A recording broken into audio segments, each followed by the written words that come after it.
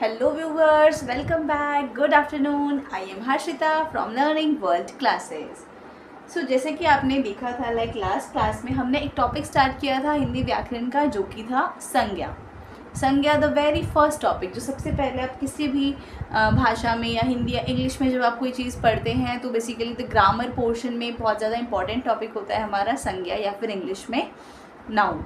ठीक है, तो हमने जाना था कि संज्ञा क्या होती है। संज्ञा यानी कि जो शब्द है वो सम धन ज्ञान से मिलकर के बना है, जिसका अर्थ होता है सम्यक ज्ञान यानी कि सही ज्ञान। ठीक है, हमारी लाइफ में हमारे आसपास जितनी भी सारी चीज़ें हैं सभी संज्ञा हैं, सभी का कोई ना कुछ नाम है, भाव है, जो भी चीज़ है वो सभी संज्ञा की कैटेगरी में आ जाती हैं। ठीक है, तो हमने क्या पढ़ा था लास्ट क्लास में कि संज्ञा क्या होती है, उसकी परिभाषा जानी थी और उसके भेदों में हमने 3 भेद के बारे में जाना था, व्यक्तिवाचक, जातिवाचक और भाववाचक। ठीक है, तो व्यक्तिवाचक में हमने जाना था कि जिस संज्ञा शब्द से एक ही वस्तु या फिर व्यक्ति का बोध हो उसे हम कहते हैं व्यक्तिवाचक। जैसे कि उसके नाम से पता लग रहा है व्यक्तिवाचक यानी किसी एक पर्टिकुलर चीज़, एक स्पेसिफिक चीज़ के बारे में बात हो रही है। वहीं पे अगर हम बात करते हैं जातिवाचक संज्ञा की, तो वहाँ पे हमने जाना था कि जिन संज्ञा शब्दों से किसी भी प्राणी, वस्तु या फिर किसी स्थान की जाति का बोध हो, यानी कि पूरी कैटेगरी का, ठीक है, पूरे ग्रुप का। जैसे लड़के हैं तो बहुत सारे लड़के हो सकते हैं, है ना, शेर, भालू जाति, तो ये सारे जाति के अंदर ही आ जाते हैं। ठीक है, फिर हमने जाना था भाववाचक संज्ञा। भाववाचक जिसे आप एब्स्ट्रैक्ट बोल सकते हो, यानी कि जो चीज़ों को हम फील कर सकते हैं, है ना, किसी गुण यानी किसी की क्वालिटी, स्थिति, दशा या भाव, इन सब का बोध कराने वाले शब्द होते हैं हमारे भाववाचक संज्ञा।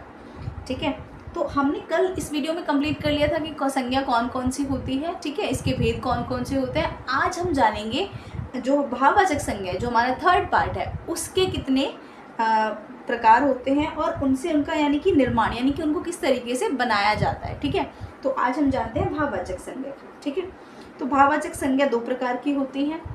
पहली मूल भाववाचक संज्ञा और दूसरी यौगिक भाववाचक संज्ञा। लास्ट वीडियो में मैंने थोड़ा सा इंट्रोडक्शन दिया था, उसको हम डीपली अभी कवर अप कर लेते हैं।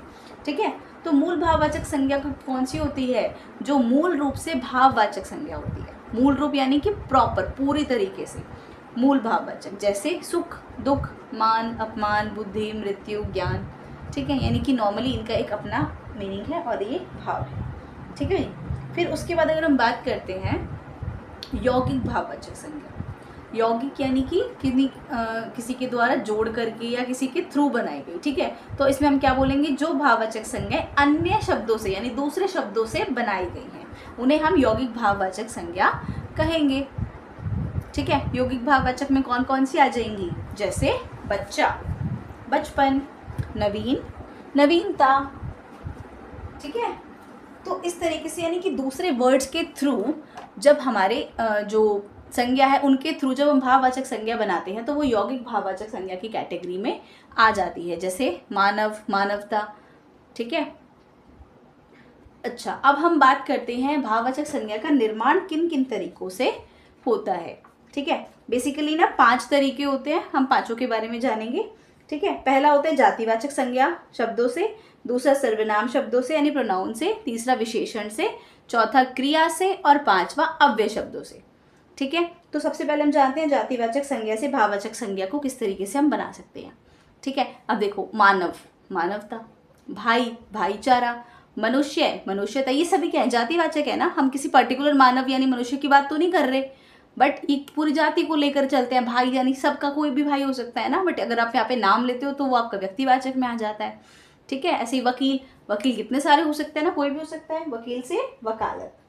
ठीक है जी, अब नेक्स्ट, इसमें और एग्जाम्पल हो सकते हैं, जैसे बच्चा है, बच्चा कोई भी हो सकता है, बच्चा, बचपन, शिशु, शैशव यानी इन्फेंट होता है, छोटा बच्चा, लड़का, लड़कपन, देव, देवत्व, गुरु, गौरव, है ना। तो इन सभी जातिवाचक संज्ञा की शब्दों से जब हम भाववाचक संज्ञा बनाते हैं ना, तो वो उस भाववाचक अलग ही जो संज्ञा है उसमें वो परिवर्तित हो जाती है। ठीक है, अब नेक्स्ट है हमारा सर्वनाम से भाववाचक संज्ञा बनाना। सर्वनाम क्या होते हैं? प्रोनाउंस, जो संज्ञा के स्थान पर इस्तेमाल किए जाते हैं। ठीक है, तो उनके थ्रू कैसे बना सकते हैं हम? देखिए, अपना यानी कोई चीज़ अपनी है तो अपनापन, अहम, अहंकार, स्व यानी खुद का स्वत्व, निजी भी यानी खुद का पॉजिटिव के लिए यूज़ किया जाता है, निजत्व। ठीक है, तो मम, मम एक शब्द है, मम से ममता। तो सर्वनाम शब्दों से जब हम भाववाचक संज्ञा बनाते हैं तो वो भी एक नई भाववाचक संज्ञा में परिवर्तित हो जाती है। ठीक है। तीसरा तरीका क्या है? विशेषण। विशेषण क्या होते हैं? एडजेक्टिव्स, जो कि किसी ना किसी चीज की या बेसिकली संज्ञा सर्वनाम की विशेषता बताते हैं। ठीक है। जैसे शीतल, ठंडा, शीतलता, शांत, शांति, आजाद, आजादी, मुक्त, मुक्ति, हरा, हरियाली, अच्छा, अच्छाई, करुण, करुणा, नागरिक, नागरिकता, है ना, मधुर, मधुरता, और स्वतंत्र, स्वतंत्रता, है ना, सफल, सफलता, खट्टा, खटास या खटाई।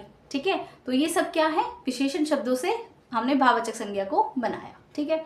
चौथा तरीका क्या है हमारा? क्रिया से, क्रिया वाले शब्दों से हम भाववाचक संज्ञा का निर्माण करेंगे। जैसे जागना या जगना, जागरण, है ना, जागरण में जागते हैं ना पूरी रात। सजाना, सजावट, पहनना, पहनावा, चमकना, चमक, हंसना, हंसी, थकना, थकावट, पढ़ना, पढ़ाई, है ना, और गिरना, गिरावट, चमकना, चमक, मांगना, मांग।